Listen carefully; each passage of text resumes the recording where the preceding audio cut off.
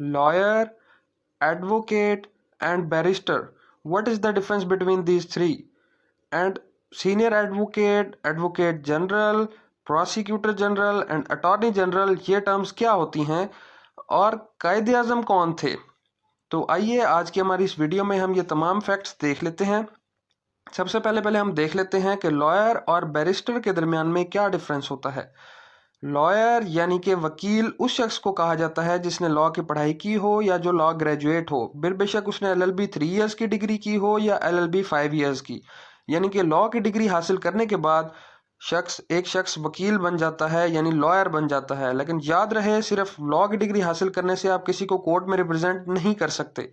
उसके लिए आपको हायर एजुकेशन कमीशन की तरफ से कंडक्ट किया जाने वाला लॉ ग्रेजुएट असेसमेंट टेस्ट, जिसको आम अल्फाज में लॉ गैट भी कहा जाता है, वो पास करना होता है।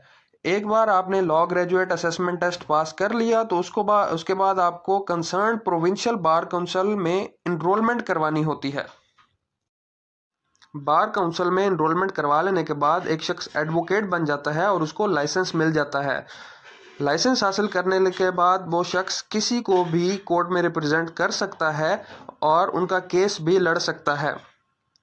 तो ये था बेसिकली डिफरेंस एक एडवोकेट में और एक लॉयर में। अगर एडवोकेट की बात करें तो इसमें आगे कुछ टर्म्स आ जाती हैं, जैसे कि advocate high court, advocate supreme court और एडवोकेट सुप्रीम कोर्ट। जब सुप्रीम कोर्ट की बात करते हैं तो उधर दो और टर्म्स हैं, senior advocate, advocate on record. जब कोई भी शख्स अपने लॉ कैरियर में 2 साल का एक्सपीरियंस हासिल कर लेता है तो उसको हाई कोर्ट का लाइसेंस मिल जाता है, वो इनरोल हो जाता है बार काउंसिल में और हाई कोर्ट में।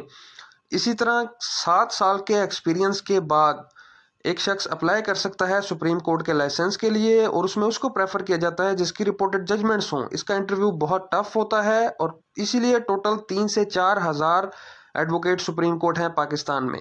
उसके बाद हम देख लेते हैं सीनियर एडवोकेट। ये एक्सपीरियंस की बेस पे, प्रैक्टिस की बेस पे और नॉलेज की बेस पे टाइटल दिया जाता है कुछ लॉयर्स को।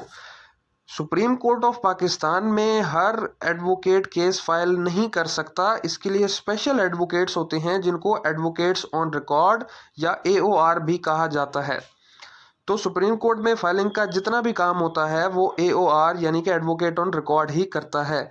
ये सुप्रीम कोर्ट के तमाम रूल्स से वाकिफ होते हैं। बैरिस्टर भी लॉयर की तरह ही होता है, यानी कि बैरिस्टर ने भी लॉ की डिग्री हासिल की होती है। डिफरेंस सिर्फ इतना है कि बैरिस्टर उस लॉयर को कहा जाता है जिसने अपनी डिग्री यूनाइटेड किंगडम से हासिल की हो। बैरिस्टर भी डिग्री हासिल कर लेने से किसी को रिप्रेजेंट नहीं कर सकता कोर्ट में जब तक कि उसने बार काउंसिल में अपनी इनरोलमेंट ना करवा ली हो। इसी तरह एडवोकेट जनरल प्रोविंशियल गवर्नमेंट को रिप्रेजेंट करता है, जिसको गवर्नर अपॉइंट करता है on advice of chief minister, और ये लीगल एडवाइजर होता है प्रोविंशियल गवर्नमेंट का।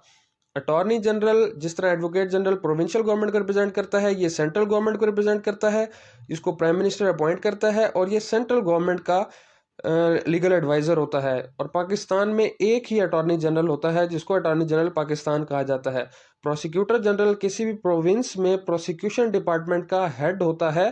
पब्लिक प्रोसिक्यूटर का तो आपने नाम सुना ही होगा, इसमें ADPP और DDPP आ जाते हैं।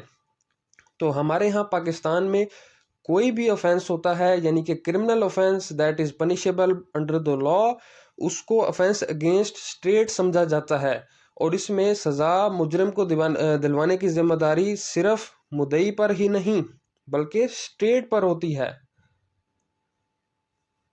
तो मुद्दई को रिप्रेजेंट करने के लिए स्टेट की तरफ से प्रोसिक्यूटर कोर्ट में मौजूद होता है जो मेक श्योर करता है कि तमाम डॉक्यूमेंट्री एविडेंस और अदर एविडेंस जो है वो कोर्ट में प्रॉपरली प्रोड्यूस की जाए। तो किसी भी मुजरिम को सज़ा दिलवाने की जिम्मेदारी प्रोसिक्यूटर पर होती है। उम्मीद करता हूँ आपको हमारी ये वीडियो पसंद आई होगी। मज़ीद वीडियोज़ के लिए हमारे चैनल को सब्सक्राइब कीजिए। Please like and share.